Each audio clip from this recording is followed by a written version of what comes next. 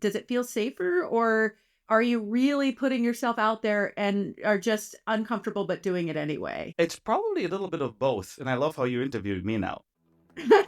Welcome to Poets and Thinkers, the podcast where we explore the future of humanistic business leadership. I'm your host, Ben, and today I'm speaking with Meg Bear.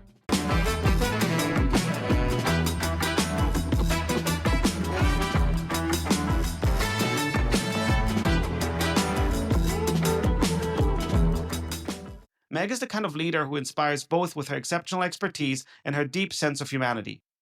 As the former president of SAP SuccessFactors, Meg is one of the world's experts on large-scale organizational management and HR. Over the years, her work, writing, and out-of-the-box thinking has been an inspiration for me when it comes to imagining the future of organizational and people leadership.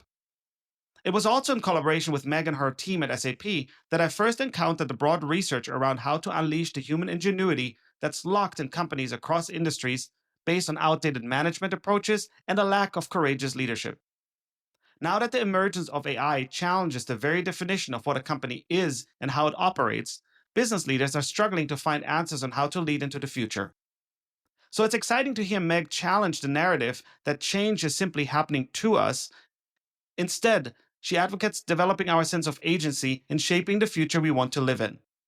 She argues that we are at a unique moment where discomfort is hitting, quote, all layers of the stack, from the boardroom and the C-suite to the ICs, and that this discomfort is not only natural but necessary for growth. There's an entire new playbook being written, and companies will have to be redesigned to ensure sustainable business success in the AI future.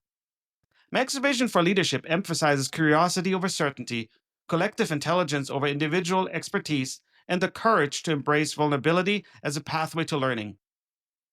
If you like the show, make sure you like, subscribe, and share this podcast. So let's get started. Meg, it's so good to have you. Speaking of meaningful conversations, you've always been someone that has inspired me as a human, as a leader, someone that I've learned a lot from. But let me start with just where does this podcast find you? I am in the Bay Area, and I am actually a fifth generation Bay Area native. So this is my home, if you will. But the other thing that's sort of different about me is that I'm first generation in my family to go to college. So while I'm from the Bay Area, not only am I first in tech, but I'm really the first in anything that's not a blue collar job. And so I have been kind of an outsider my whole life, while also being more deeply connected to this place than most people in tech. So it's an interesting dichotomy. I have so many questions because I'm also today in Silicon Valley. I'm actually in Palo Alto as we're recording this, and just had some really, interesting conversations because before Silicon Valley was Silicon Valley, right? It was not that. It was, and a lot of the architecture still kind of points to that. How has that shaped you? So, I had a very non-traditional childhood. My parents were divorced probably, I think I was around 6 months old. I have lived in multiple contexts for a variety of reasons, and I've had a really complicated history. I'm going to write a memoir someday, and I just like to encourage everyone to know that it is a comedy, not a tragedy, but it is a complicated story. But I would say that early on, I spent a lot of time trying to hide the fact that I didn't really fit in, that I didn't really belong. And what's fascinating is it never really occurred to me that the difference for me was gender. I didn't come to that understanding until much later. For me, the difference was class for sure, and age. I graduated high school 16. I started really young. I was constantly trying to fit in. And I think, just like anyone, when you go on your life journey, you realize that is helpful to a point and then becomes not helpful at all because fitting in isn't actually what the world needs. The world needs for you to bring your full differences to the table because that's where the interesting stuff happens. And so in my own journey in trying to fit in, one of the things that I developed early was the real kind of trying to understand where others were coming from, trying to get good at understanding language and nuance and cultural differences, but I didn't internalize them as cultural differences until much later when I started working with other cultures. And what I find is that I have skills that are typically true in immigrants, people that come from a different background and have a different life starting point and then come into a different culture and environment. And what you find, especially in tech, where there's need for innovation and different ways of thinking, the ability to pull from multiple sources creates different insights and also gives you different ways to bring those insights so that others can understand them, because you Mm-hmm. learn how to communicate cross culture. You learn how to understand what people know and then how to bring your idea forward in that. And I think that is the true gift of being an outsider that I didn't fully appreciate until probably quite recently. For me personally, being both an immigrant into the United States and in tech, and having worked with people from all parts of the world, and leading them, building teams, which brings me to one of my first kind of big questions I had for you. You have been, and I already kind of briefly touched on that, you have been an executive, a leader in big tech companies, from Oracle to SAP, where we met. You've been an investor, a board member, you work with startups as well. I'm first and foremost interested in your assessment of where we are today in both the tech world, but also because it's so intertwined at this point in time, also in the world in general, especially given the perspective you just shared from your own life journey so far. I'm actually an optimist. I really do like to look at the world in the frame of possibilities.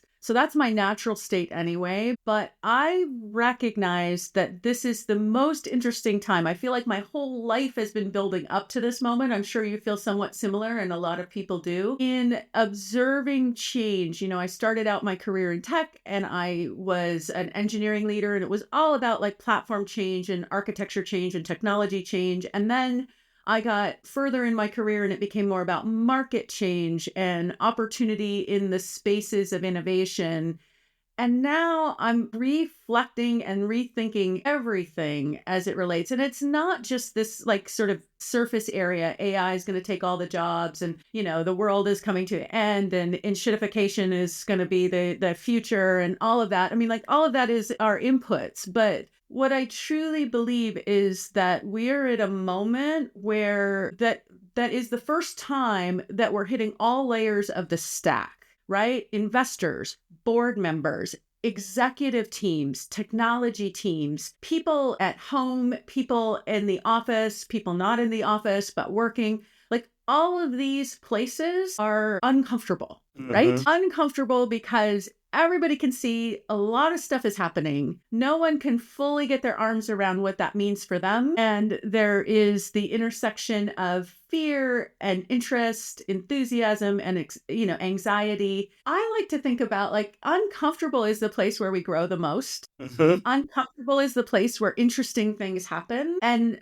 I'm here for it, right? I really, really am here for it. But I also feel like in being here for it, I have a very unique point of view that it is on us to find a path that really values and amplifies and grows the human parts of all of this, what is next. Because without our humanity, we will create unnecessary suffering, because all of the things that are good create a need for change at a pace and a rate that is probably not consistent with our evolutionary processes. Yes. And so we as humans need to really appreciate the fact that discomfort is important, but it is we have agency to think about how this future happens. And we don't have to be completely lifting our hands and saying, oh, well, it's all just going to happen to me. We need to take that agency and make something happen for us. Yes. Yeah,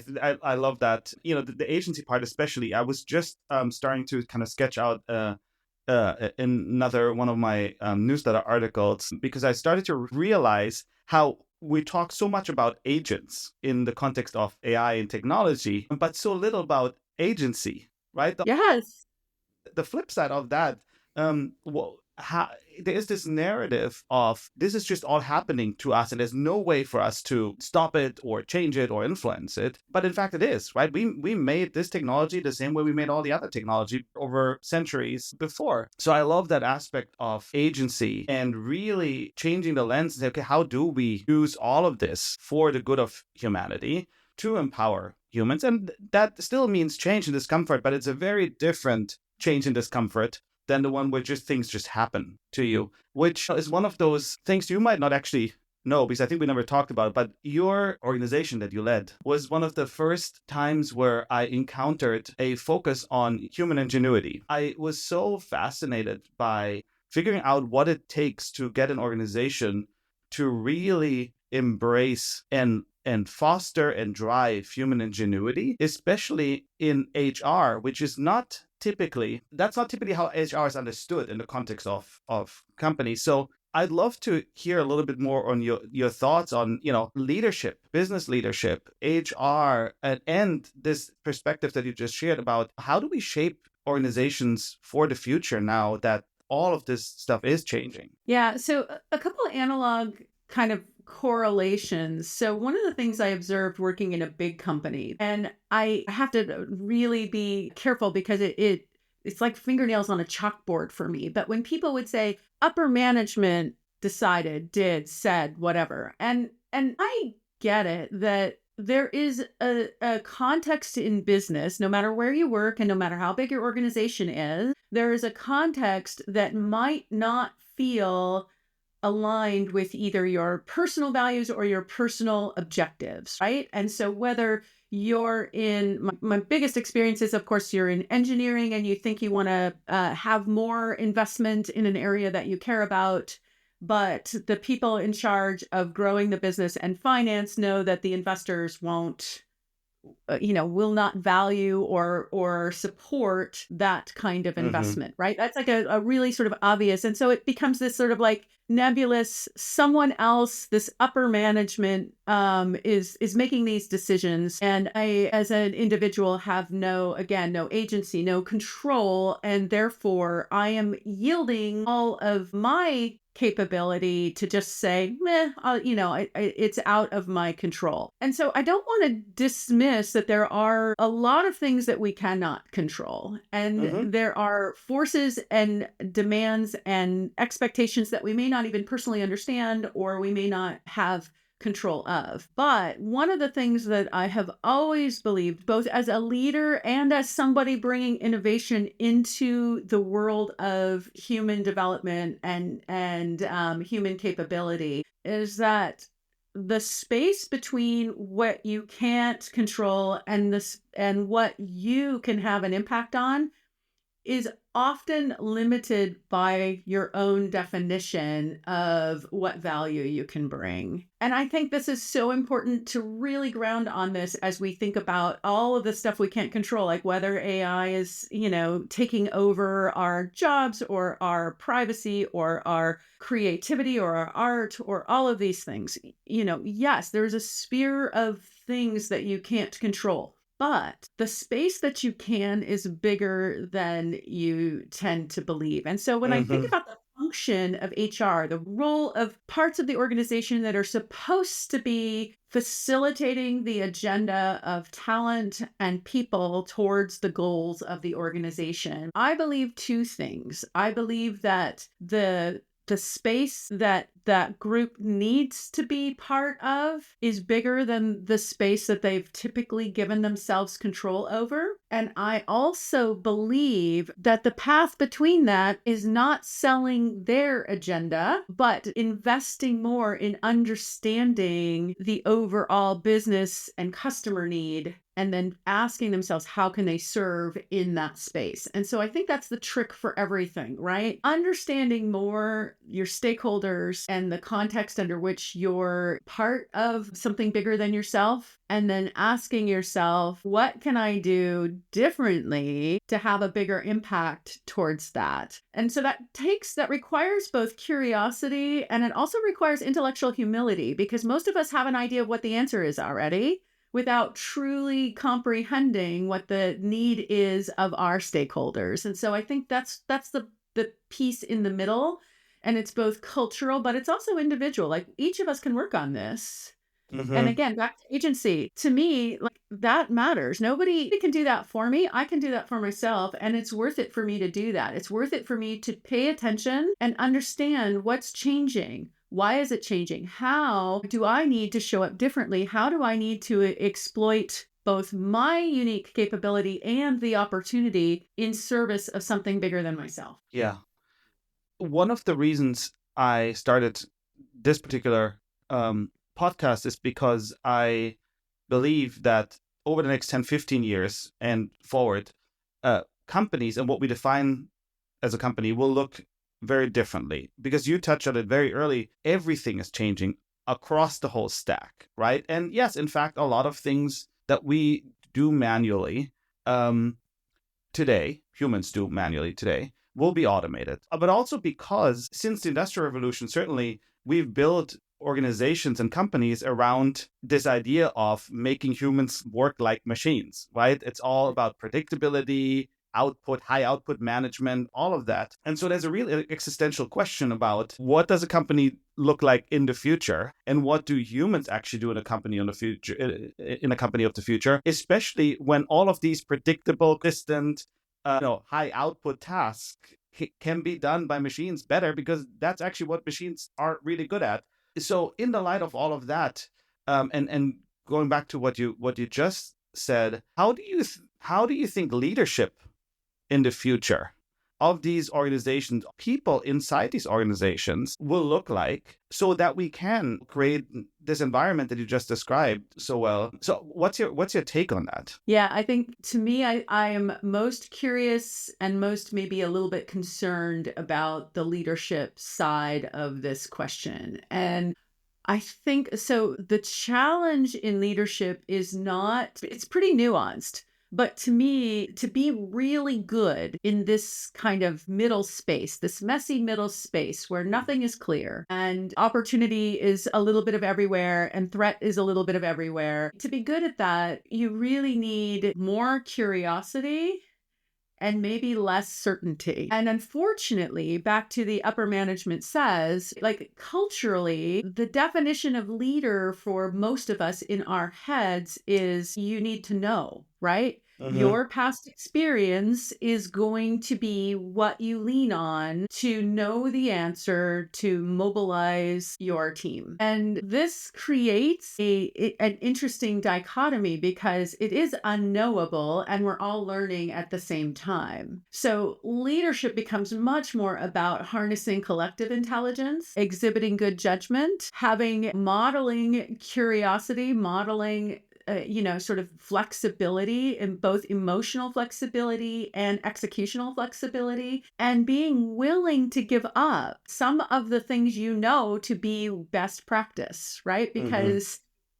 there is no best practice. Anybody that says they have it, first off, there probably never has been best practice, but Mm-hmm. there always has been things as leaders that worked for us, right? So I brought in this person and I always worked with that person and I always had a team structure that looked like this and I always mobilized work in this way and that created my success.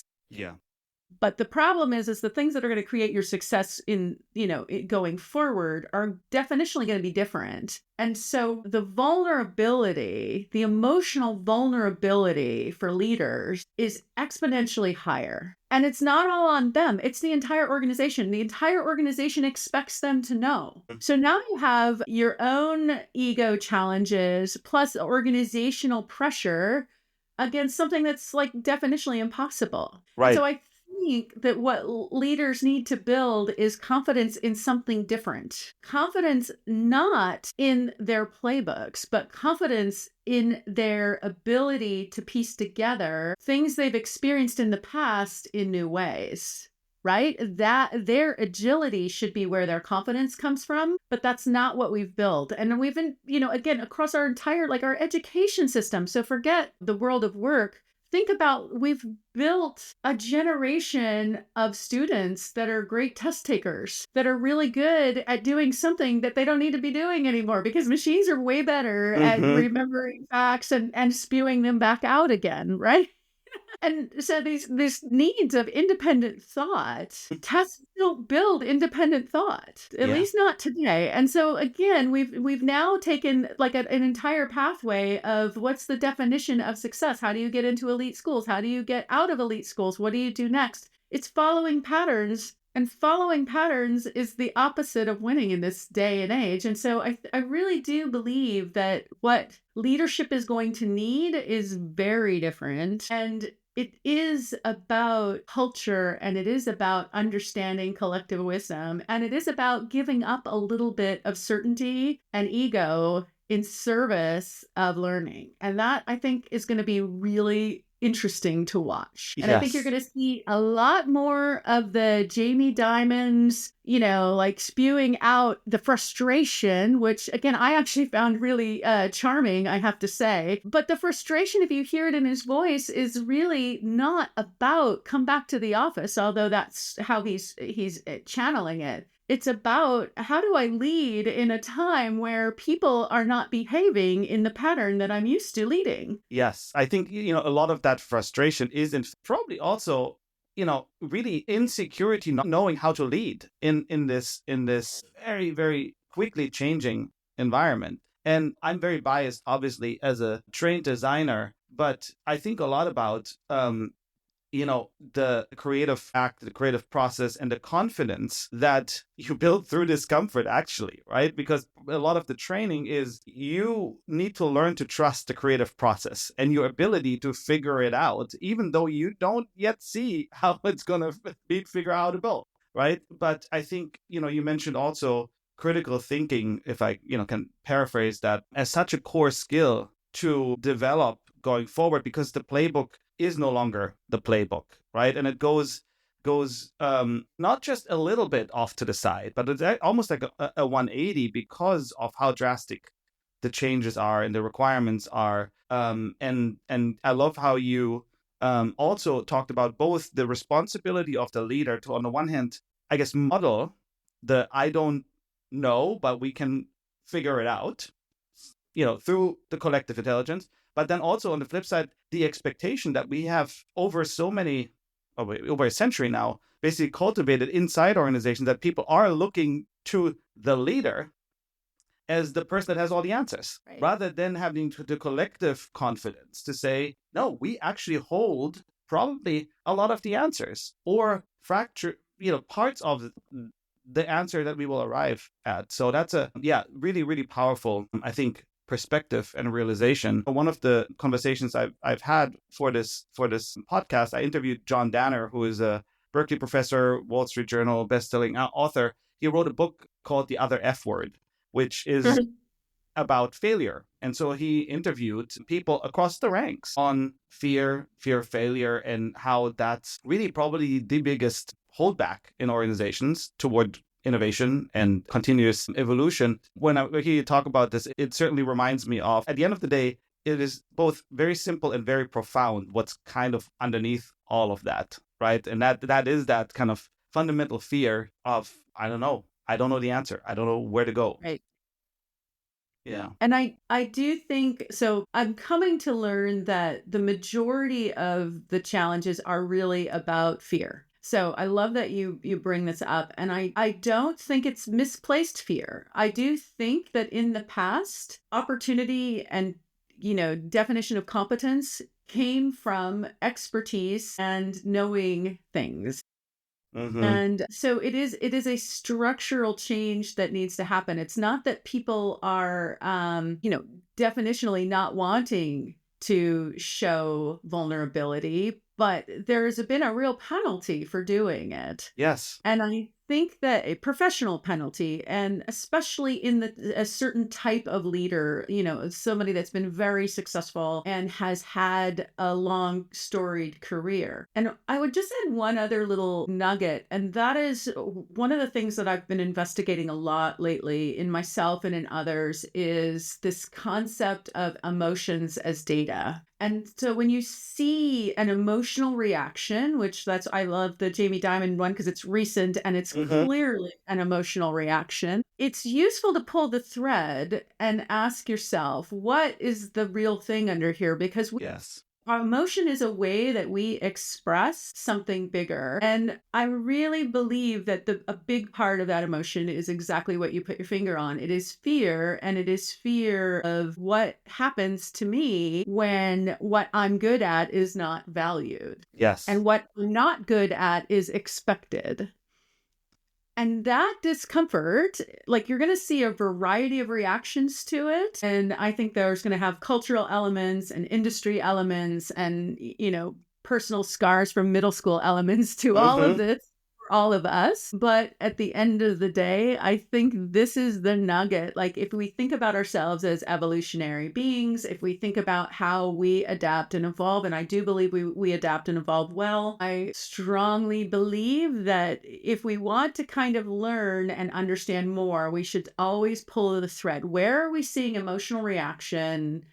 And what's underneath that? And then if we really want to be like help the world, we need to figure out a better way to scaffold between where we are and where we need to be. And here I think we can all help. It is Mm-hmm. not good for someone who is experiencing fear and an emotion which shows up as anger or frustration or whatever. It is not good to double down on what they're not. It is always best for all of us. We all learn better when we're in a space of psychological safety Yeah. and when we feel comfortable expressing vulnerability. And so I think we need more spaces for experienced people to develop together, to be able to express insecurity and fear, and to build some skill around the idea of how to transition from knowing to being curious. Truly believe this is a space where there's opportunity for new people to come in, and whether that's an HR partner or whether that's a career coach or whether that is some sort of leader within the organization, a chief of staff, a president, a COO, whatever that needs to be. Each of us will benefit a lot by finding spaces where we can express our complete confusion and things we don't know and all of the things that are broken within us to a safe space that can help us brainstorm and learn and adapt and build new skills. Because without that, we're going to have a whole lot of negative vibe out there that needs a place to go. And so I Yeah. really feel like this energy of fear needs to be transitioned to an energy of learning. And in order to do that, you need true psychological safety. If we can do anything like kindness and more hugs, telling people it's going to be okay, their jobs will go away. We got to quit telling them it's going to be fine. There'll be more jobs. There is going to be more jobs. Also, their jobs are going away, but we believe in them. They can do it. It's not going to be done alone. It's going to be done in groups and collectively. And we're going to make it. We're going to get there. And I think that's why my optimism is really aligned to we need to show up for each other more, not less in this moment. Yeah. And I share that optimism because I truly believe, we're born creative. I think the reason why this topic of human ingenuity resonated so much with me was because it's inherently human. We can, in fact, create and we can figure things out. But it actually starts with, as you said, with that acknowledgement of reality, being honest with ourselves first and foremost about what are these underlying emotions, and then channeling that into a creative act. And I really mean that in terms of coming up with new ideas that make the world, the organization, the tiny little thing that we do on a daily basis a little bit better for ourselves or for others around us. And that part I think is really interesting because we're training it out of people. Being also immersed myself now in higher education, it's one of those things where you realize how much our education system needs to also evolve in order to foster what we're born with, which is the creativity and the ability to imagine and create worlds we want to live in, instead of training it out of us in service of producing predictable outcomes, as you said earlier, with starting with tests and test results and all that kind of stuff, which is probably a good segue into what you are up to these days. I read one of your blog posts, which is titled Inventing the Future. I mean, everything you just said is sort of packed into that headline, the optimism, the willingness to create a better future for us to live in. So maybe tell me first and foremost about the future that you certainly envision. And then I have some follow-up questions for you on that too. Well, first off, thank you for asking me. This is something that I've been sort of evolving towards for a while and realized that. So I just recently took a sabbatical, took some time off and goofed off. I actually recommend that highly. But in that space, I realized that this is a really important moment. This is an important moment, again, that I think warrants more scaffolding, and it warrants it across a larger dimension. And so when I ask myself, what role do I want to play in that? What is my purpose in that? And that's where I came to the,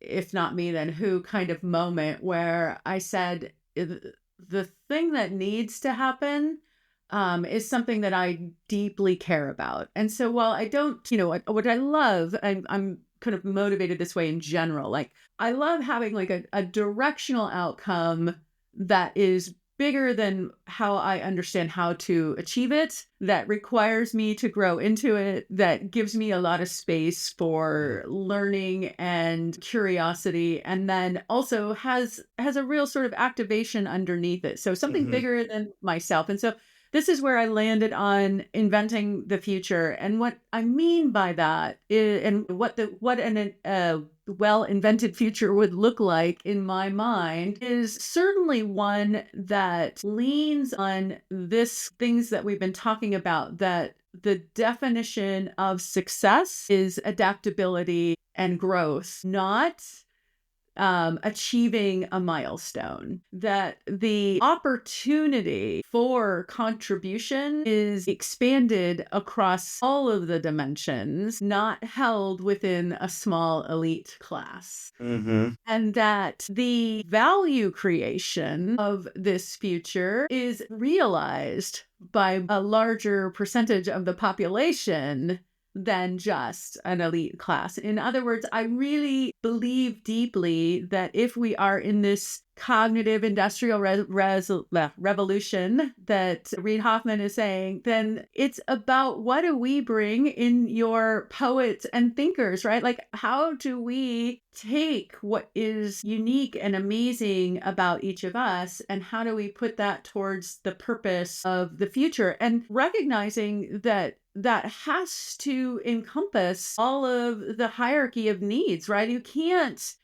just go out and be generous to the most creative and the most innovative. You really have to think about, how do we create economic stability? How do we create opportunity? How do we channel the passion and the skill and the strength of more brains into the future state of what we're doing? How do we get the right kinds of capabilities into our overall society to help people thrive? I believe, again, we're coming back to the beginning, I come from a working class family. I have done very menial jobs in my lifetime. I have worked with people and lived next to people of a variety of backgrounds. And I deeply recognize that there is a massive amount of untapped potential in the world.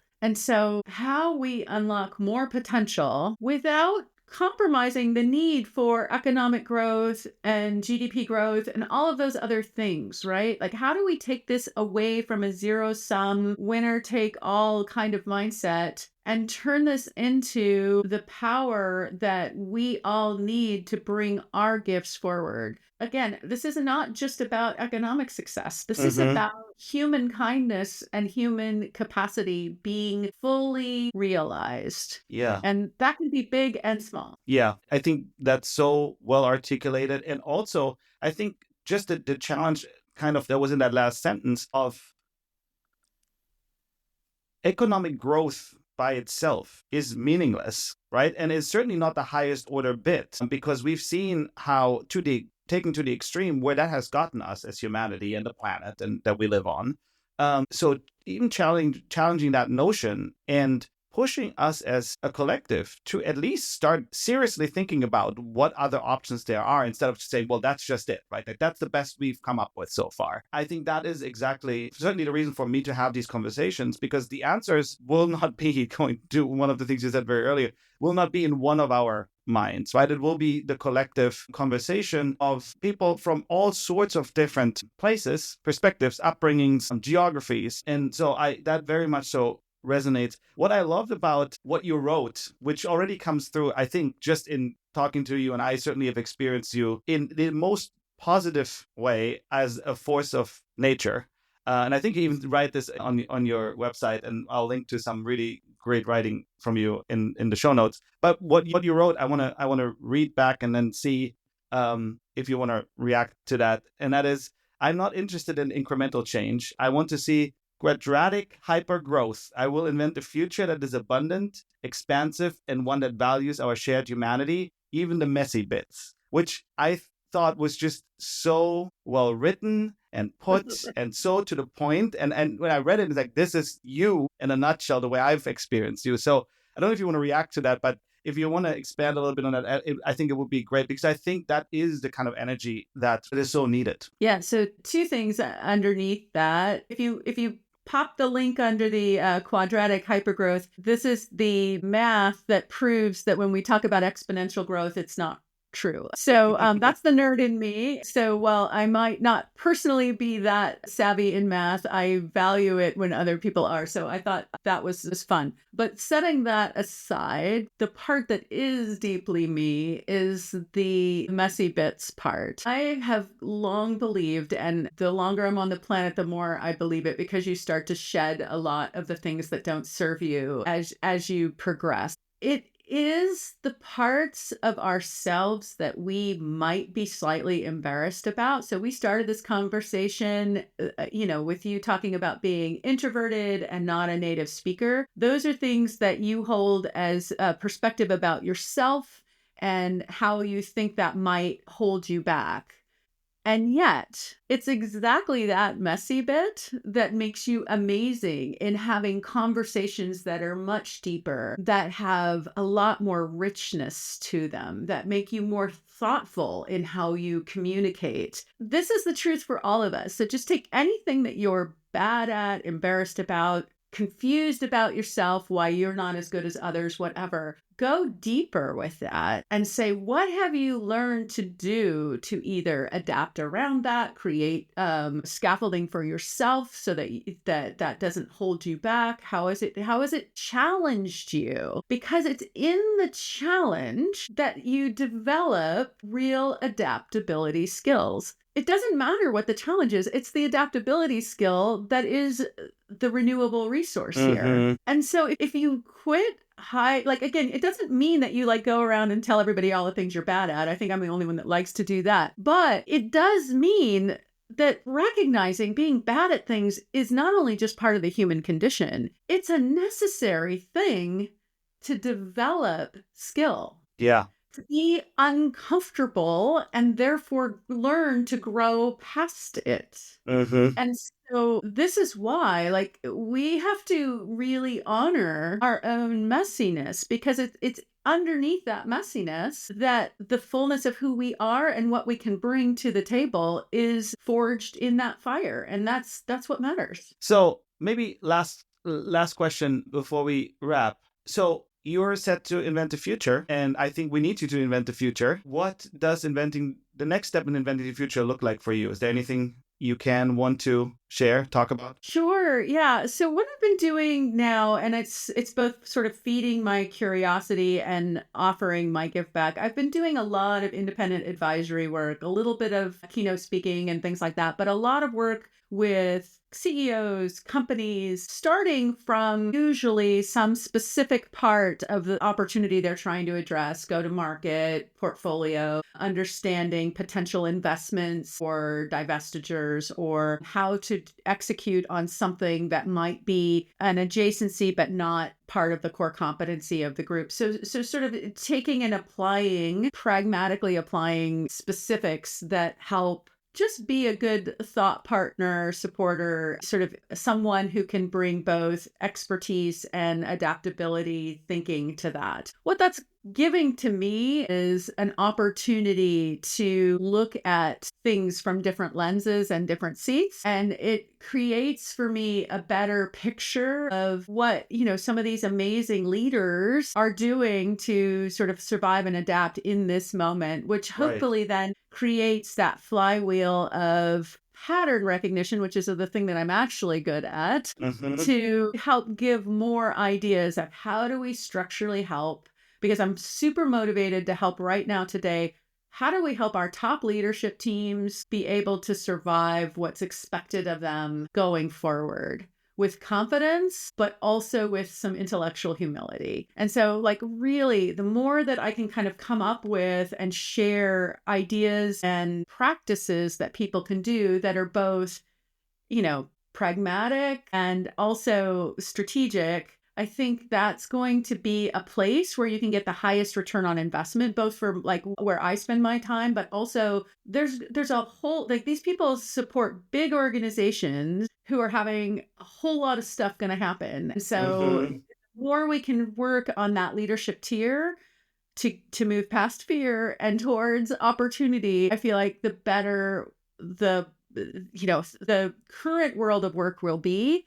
And probably, hopefully, the smarter I will be over time in observing and understanding these patterns. What are things that pragmatically work? Because at the end of the day, it's really going to be a lot about culture. How do we build the right kind of cultures so that companies and individuals can adjust and adapt in the next 5 years? Because it's going to be a lot. And it's going to be a bumpy ride, yeah. And everyone who gets a chance to work with you, I speak from experience, will be the better for it. So thank you for sharing that. And thank you for coming on this podcast. I have a feeling, and if you're up for it, we need to do a second one at one point, and just check in, because there's so much I would love to talk to you about. Well, then I would spend time with you anytime, any place, anywhere. All right, that's a wrap for this week's show. Thank you for listening to Poets and Thinkers. If you liked this episode, make sure you hit follow and subscribe to get the latest episodes wherever you listen to your podcast.